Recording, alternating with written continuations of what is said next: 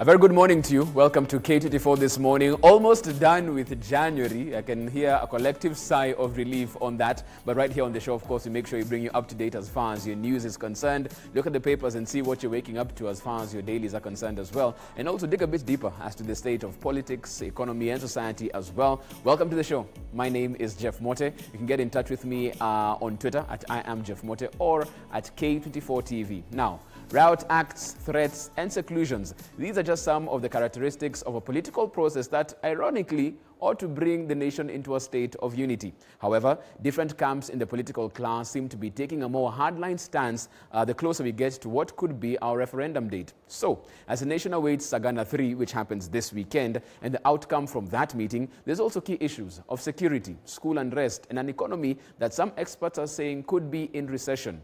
Where do we go from here? We talk State of the Nation on K24 this morning. But as always, first, let's look at the headlines. Start off with the front page of your People Daily. Sagana, why Uhuru locked out Ruto MPs. As you can see right there, President said to be very upset by attacks by leaders from his Mount Kenya backyard, plus the fact that they have resolved to oppose BBI. This is the lead story in your copy of your People Daily. Don't forget, even yesterday, there was an exclusive interview with Jubilee Vice Chair David Morade right here, just laying the ground as to what could be expected over that particular weekend and the stance of the party even as they move forward. Also weighing in on this particular story. You can get all the details of that right there in your copy of your People Daily. And don't forget, you can get your People Daily straight to your phone for only 10 shillings. The number that you dial, *550 *4#. Front page of the Standard, Uhuru Ruto allies clash on Sagana. MPs left out of Uhuru's talks with Mount Kenya leaders pen a long, hard-hitting letter on issues they want addressed as Jubilee Vice Chair Murathe issues a tough warning. This is a story on page 6 of your Standard. But as you look at that, right next to that particular story, did the economy fall into recession? That's a question economists are asking as they look forward, and the implications of that moving forward with a second consecutive contraction of the economy. Really, where do we go from here? It's a key issue, and you can find that story on page 4 of your Standard. Let's look at the Daily Nation now. Virus tips Kenya into a recession. That's the story they're leading with. Data released by the National Statistics Agency yesterday shows that the economy contracted by 1.1% in the 3 months from July to September last year, making it the second consecutive quarter of shrinkage as a result of the adverse effects of the COVID-19 pandemic. That story is on page 8 of your Daily Nation with all the details in there. And below that, we reject Raila, MPs tell Uhuru. Some 41 MPs writing a letter to President Uhuru Kenyatta and telling him that Raila really is a hard sell in the region, even as they get closer to what will be Sagana 3 tomorrow. You can find that story in your copy of your Daily Nation on page 4 therein. Quickly, look at the Star's front page. Raila's quote-unquote lonely bid to win over Central. Only minor commander accompanied Odinga to a chaotic Githurai Meet the People tour. This story can be found on page 4 and 5 right there. And right below that, as the DP also made his forays popularizing his candidature, some may say. DP Ruto eats nyama at Bama, dismisses BBI as a waste of time and money. This story can be found in your copy of your Star with all the details therein. And finally, front page of the Business Daily. Paul Dongo edged out of Sport Pesa ownership. A businessman has differed with other shareholders over the cash-rich firm. Of course, they had gone into detail as to the intrigues of what had been happening within Sport Pesa and what has really brought this particular action. You can get all of those details in your copy of your Business Daily. That story is on page 4 of your Business Daily today. And even as you look at that, Treasury wants county revenues incentives back. The National Treasury wants a parameter on fiscal effort to be reinstated in the formula used for equitable sharing of revenue among the 47 counties. That can be found on page 5 of your Business Daily with all the details therein. So that's what you're waking up to as far as your newspapers are concerned. But even as you talk about that, we saw during this week Raila Odinga calling on the church to lead the country to the promised land, Canaan, by supporting the Building Bridges Initiative reforms. He further challenged the church not to be used as conduits of money laundering in a thinly veiled attack at the Deputy President William Ruto, who's famous for his church handouts. This comes even as the DP took his Hustler Nation politics to Bama markets in Nairobi. This story was filed yesterday. Let's take a look. Just a few weeks after ODM leader Raila Odinga was heckled at Bama Market while drumming up support for the Building Bridges Initiative report, Deputy President William Ruto and his brigade was today in the same market in Kamkunji, where he held empowerment program for the youth in the region. Mambo ya hasla ni kupigana na ukabila pamoja na umaskini. Hiyo ndio adui ya mahasla. Hapo ndipo tunatafuta. The second in command, while speaking in Bama Market, asked the opposition leader to stop attacking the Jubilee government and its development, asking the ODM chief to stop pointing fingers at President Uhuru Kenyatta's performance on roadsides. Lini aligundua ya kwamba Jubilee haijafanya kazi? Ni lini aligundua ya kwamba stadium haijajengwa? Ni lini aligundua ya kwamba kazi milioni 1 haijapatikana? Awache utapeli. Kama ako na njama ya kuondoka kwa ile mpango wa kuwa na rais, aondoke polepole, awache kutafuta vijisababu. According to Ruto, all was going according to plan in Jubilee before Raila's handshake with President Uhuru Kenyatta. This comes even as ODM leader Raila Odinga urged church leaders to rally their flock behind the intended reforms, saying it is the only sure way the country's challenges will be resolved. To join hands and support the handshake between President Uhuru Kenyatta and myself and the Building Bridges initiative. I am here to appeal to you to be the Moses and Joshua of the Exodus and help our people overcome the scary giants on the way and get us to Canaan. This even as he fought over assertions by his critics that he does not believe in God. I'm here to appeal to you to support our quest for shared prosperity. I'm here to appeal to you to support our quest to bake a bigger national cake, protect the cake from the thieves, and share it equitably. According to Odinga, BBI will solve the perennial chaos that has rocked the nation every election year, curb corruption, resolve joblessness, and restore the country's ethos. Raila further challenged the church not to be used as channels of money laundering. Well, that story was filed yesterday and sets the stage for what has been a key issue throughout this particular week. We're talking State of the Nation right here on the show. And even as we do that, got a very able panel to go through this discussion. Let me invite them in and introduce them as we do this. For the first time on the show, John Methu, a political analyst. Morning, John. Morning. How are you, Jeff? Karibu sana, welcome to the show. Asante sana, thank you very much, and good morning to our viewers. Okay. I bring greetings from the people of Nyandarua. Okay. I came from this morning. Right. And the people of Nyandarua are good people. I come from a constituency called Kinangop, a ward called Jambini. The food basket of Nairobi. Right. We feed you people here.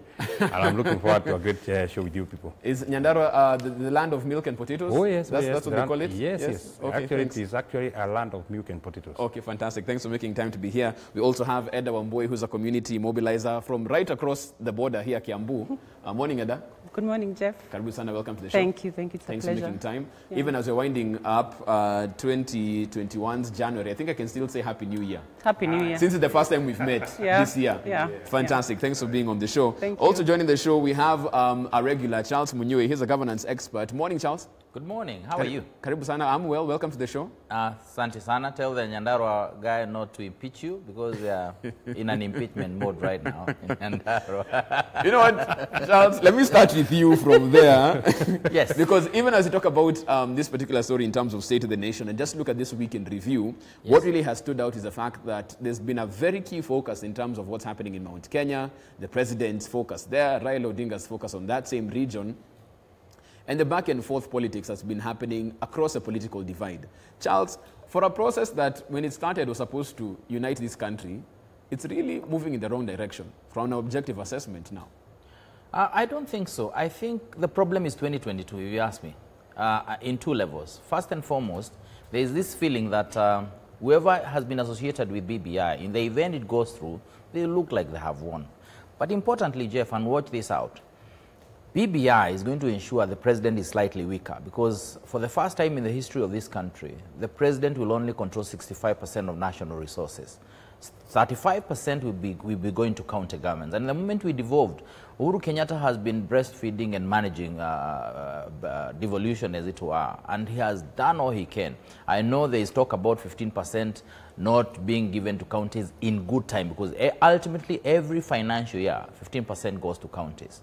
And those who are doubting that we don't have 35, we cannot afford 35, that is not, it cannot be further from the truth. We are talking about 35% of what is available.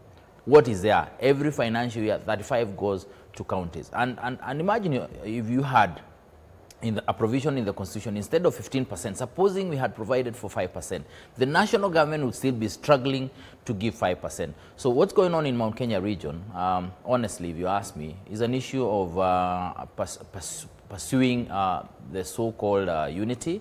And they are people who are confusing unity with having to agree on every issue. And that's not what unity is all about. Unity is about being able to isolate the issues of importance to the region and coming together. And that happened when we were looking for the formula, a favorable formula when it comes to allocation of resources at the Senate. And remember, the likes of Susan Keheka, irrespective of the politics they play, they came together, the Kangatas, and they passed a formula. The most amazing thing, that formula will only benefit the region and other regions based on the amount of resources that are given to counties, because that's the bottom line. So when you see all this back and forth, I think the language that has been used on marketing BBI has been wrong. Some of the individuals that have been pushing this have also not been very convincing, and I think because of also politics, they have not done a very good job. But ultimately, when chicken comes to roast, because it's going to happen sooner than later, you'll realize Mount Kenya region has a way of ultimately working together on parts of this nature. Let me bring Eda in on this one, because she might not be very into that particular region, but she's also in Kiambu, which is also the larger community that the president seeks to speak to during this weekend's meeting. Eda, some people are saying probably it's not the president's fault. The other side that's opposing this particular process is also, digging their heels into the ground. It's not easy to reach out and come to some consensus on this particular issue. What's your take on that? I think the issues surrounding BBI really are what is affecting this whole debate to be carried out effectively in Mount Kenya. And I think it was expected that we'd be here, because we are somehow conditioned to expect that every fourth year in an election cycle, political processes begin in preparation for the next election. And right now, we are looking at an election that is 18 months away, which is next year. And so people have begun aligning themselves politically. So we jumped from Jubilee versus ODM or NASA, and once the handshake happened and the president was in agreement with Raila Odinga, then here comes another divide, which is the president and the deputy president. And although they haven't confirmed, it is clear as day that they fell out.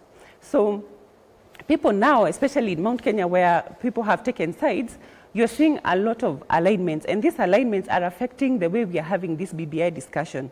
And personally, I think that we need to take time. Yeah.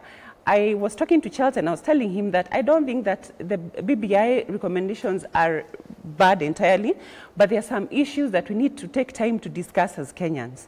And in Mashinani, for example, there are people who will ask you what really it is all about, because they haven't even had a chance to, interact with their leaders. And it is because these leaders, especially in Mount Kenya, have been defiant, and they have their own reasons as to why they're opposing BBI, although they have said that they are not able to sell it because they lack accessibility to the president, and so therefore they wouldn't know what it is that they're supposed to sell to the people on behalf of the president. Okay. So I think the issues happening around are affecting us, and we're not able to have this BBI discussion in wholesome. John, what's making it so hard to sell this particular document? You don't need the president to sit you down and tell you what you need to do. You can take the document as a Mount Kenya leader, go through it, and go and sell the people the same document. You don't need to call the president to have that conversation. What's the key issue? What's a burning issue as we wait for Sagana 3? Well, I think for a start, I would want to mention that I attended the Sagana 2 meeting. And for that one, just like many other leaders who are allied to the deputy president, I have not been invited. You haven't been invited for Sagana 3? I have not been invited. Okay. I know somebody actually mentioned yesterday that I think it is the senator for Kiambu, that you don't need to be invited, you just know that you are ready and you attend. But then, it is not the first time that it is happening. It has happened in the past. And if we are invited then, we know that even now, the people are supposed to be invited. And even in the papers today, you see that the Deputy Majority Leader, Maoka More, was inviting MPs and speakers were inviting MCAs and what have you. But so be it. Why I think we need to build a consensus, or rather we need to speak together. As my brother Charles talked about unity. You know, the BBI is a product of the handshake, and the handshake was between the president and the former prime minister. So the president is the one spearheading, and you see why the president is calling the Mount Kenya people together. Before he became the president of Kenya, he has been the president or the leader of the Mount Kenya people. He was actually coronated to be the spokesman of the Mount Kenya people on the 11th March of 2011 by the late Honorable John Michuki. You've seen a letter from 41 members of parliament. And to take you back, the 2010 constitution had a 68.55% acceptability. So if you are bringing a document that is supposed to bring unity or to bring us together, then we must always strive to beat that set target, 68%. But then we have about 89 elected leaders from Mount Kenya, both elected and specially elected and nominated. When 41 out of 89 have not been invited, that is well about half of the leaders of Mount Kenya. And if the letter of the majority whip is anything to go by, it tells you that there is a very serious problem in our backyard, Mount Kenya. And you know, Mount Kenya is not a region that we just wish away. It has 8 million votes, and if half of 8 million is 4 million are not with the president, then it tells you that is not a document that is uniting the people. It may be a good document. Every other person that you are hearing, even those who are opposed to the document, they will see a good thing, another good thing in the document, but there are some things that we don't agree with. I also think it is like a daiso, or so to say, it will not be good if you are a father and you have 7 kids, and 3 of the 7 kids, in your own considered opinions, have gone astray. And you think that instead of calling them and trying to tell them, now look, this is the way that I think we should go. Because there's so much perceptions and fears around the BBI, or especially when it is being involved, or rather, it is being associated with the Prime Minister. Mm-hmm. You have seen the members of Parliament are saying, we are not ready to sell the Prime Minister as our presidential candidate. Nobody has ever told the people to sell the Prime Minister as a presidential candidate. But everybody is seeing that the ultimate goal of the BBI is the 2022 election. Then we have our leader, who is the president. He is supposed to call all of us together, and they will tell us, now look here, we first deal with this BBI, then the 2022 will come later. He himself said that he wants to rule for 10 years. He wants his deputy to take over for 10 years. He has never recounted that message. That is why actually most of us are following the deputy president. But even if they parted ways, then the BBI has so much that is of importance to the people of Mount Kenya. Okay. But then it is the same people who are actually reaping very many benefits from the BBI that are revolting against it. Who would change that narrative? It is the president. He is the uniting figure, he is the unifying figure, right. Because there are some who are in Kireweke, some who are in Tangatanga, but all of us respect the president. Charles, I want to have you in on this one, because the key question, and it's been asked since we heard that there's an invitation list and some people haven't made it on that particular list. As you go into a process where you're talking about building bridges, why would you leave some out? Even if they have a differing opinion, wouldn't this be the ultimate time for the president to bring them together and try and see if they can find a solution? And if not, let the country know that they actually are the ones who don't want to play ball and find some common ground. Jeff, let us be honest with each other. And for the first time, I mean, come on. Building Bridges Initiative report is not about BBI proposed amendment to the Constitution. BBI was in 4 segments, largely. There was policy issues, there were administrative issues, there were legislative issues that are statutory. Those things are going on. Nobody's talking about those things. The only issue here is an amendment to the Constitution. Certain provisions. Why is it so? Why is it taking everyone? Are we focusing on this? And everyone is saying BBI we are not supporting. BBI is not important. Yet those issues of policy, those issues of administrative, those issues, statutory legislation, as we speak right now, they are being implemented. I told you here, the only problem here is there are people who are holding brief for presidential candidates. Simple, straightforward, and don't look further than that. There are people who want to have a president who controls counties post-2022. And how you control counties is through a provision in the Constitution that allows you to give conditional, non-conditional grants. Let me give you an example. The 50 billion that has been given to counties, allocated to counties recently, courtesy of the new formula that was fought for by the Susan Kehikas, senators, and the Kangatas. We appreciate them. That 50 billion was not because the economy grew. That 50 billion is because there was money that was being held by parastatals in the national government, yet it is money for functions under Schedule 4 of the Constitution that belong to counties. That money is money that the national government gives to counties as conditional and conditional grants. Uhuru said, take this money, do whatever you want to do with it. The 35% we are talking about is in there. It's not anywhere. It is lying in the national government. But there's someone who would like us to be saying, get 2 billion as charity fund. As a county, Mount Kenya region. Are you happy with me now as a president? Thank you very much. Goes to Western, looks at Western, says Mumias is not doing very well. These are monies meant for devout functions. What the president is doing is saying, why don't we release all these resources that are meant to go to counties so that counties can implement the functions that are provided for in the 4th schedule. And remember, functions are followed by the money. Why are we holding this money here in parastatals, in all these things, and then counties continue struggling? So that is the problem. Someone would like to control 85% as opposed to 65% that BBI, courtesy of the Building Bridges proposed constitutional amendment, is providing for. Don't look further than that. So everything else is playing around here, because how do you move around this country? For example, the region especially, when we were talking about BBI and the report initially, validation and everything, they were the ones who were talking about 1 man, 1 vote, 1 shilling. How does that get represented in the current situation?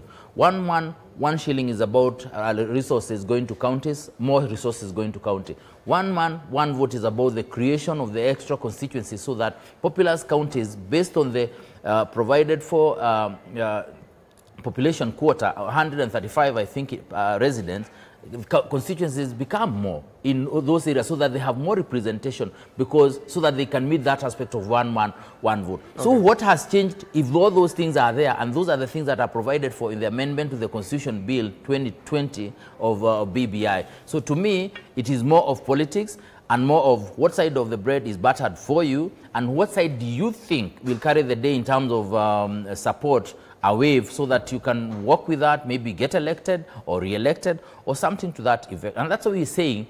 Susan, Kangata, and everyone came together so that we passed a formula that benefited Mount Kenya region. But that will only happen. The benefits will only be realized fully if this happens, if the bill passes so that more resources go to counties. Edda, you're conversant in mobilizing community members and getting them to the table to stake a certain cause. What's your expectation of Sagana 3? What happens after they meet? Does it leave the region better? I think we're going to be in the same place. So nothing changes even on Monday next week? Nothing much will change. The people in the grassroots wait to listen to the leaders, the elected leaders. Those are members of county assemblies and members of parliament. And let me go back to why I think Mount Kenya leaders are defiant. You see, the government of the day was formed by Jubilee. Individuals worked closely and they worked hard to make sure that they formed government, and now they're in government. And what they feel is that the president is working in isolation. He has completely refused to give an ear to elected members through his party. And so there is that sense of, we need to hold back until he comes to us. He mobilized us during the election. We were able to mobilize people. It is his time now to come back to us and tell us that this is what I want to sell, or I want you to sell to the people on my behalf. Now, when you get to I'm not elected myself, but I do a lot of community work. When I get to the ground, the first question people will ask you is, what do you think is going to happen? Will BBI pass? Yeah? And which side are you supporting? Are you on Ruto's side? Are you on the president's side? And I always ask, why do you ask that? They say, because we assume that those who are pro-BBI are in government and those who are opposing BBI are backing Ruto.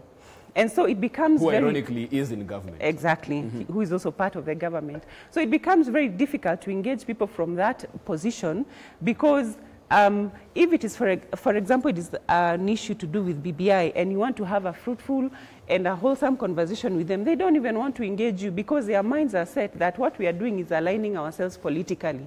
So whatever discussion we are going to have will be from a position of who do you support. Yeah? So it has become really difficult to be able to even talk for the first time, to talk to communities on this issue. And I think based on what I read the letter that the 41 MPs wrote to the president, and I think therein lies some very important concerns that I think the president should address. And what I've always said is that if the president was able to extend a handshake to to Raila Odinga, why is it so difficult for him to now convene a meeting, you know, with all leaders elected in Mount Kenya who are saying that this is our position and we feel that you have not been accessible to us? It should be possible, it should be easy for him to do. So personally, I think that unless everybody is brought on the table, and you know, when we are talking about Sagana 3, we are talking about the government, I mean, people who were elected under the Jubilee Party. Right. And even those who are now backing Ruto were still in courtesy of Jubilee Party. So I think it is advisable for the president now to call everybody on the table and not actually divide them and say that today I'm meeting those who are backing my agenda and then tomorrow I'll meet Tanga. No, put them together, listen to them and see whether something comes out of it. Because if we are not careful, we are becoming politically polarized. Yeah? Okay. And soon enough, we are going to start seeing people going to extreme ends to just get the attention that they want or to just get, you know, the government to listen to them. So I think in terms of community mobilization, this discussion requires some time for us to, you know, to discuss, having in mind that the election is just 18 months away. Okay. I want to take a short break at this particular point in time. Of course, I'll be looking at some of the feedback. You can get me at I am Jeff Mote or at K24 TV. It's all about the state of the nation, looking at this week in review. And really, there's been one big story front and center as we await the meeting at the mountain. What comes out of that? That and more after the break.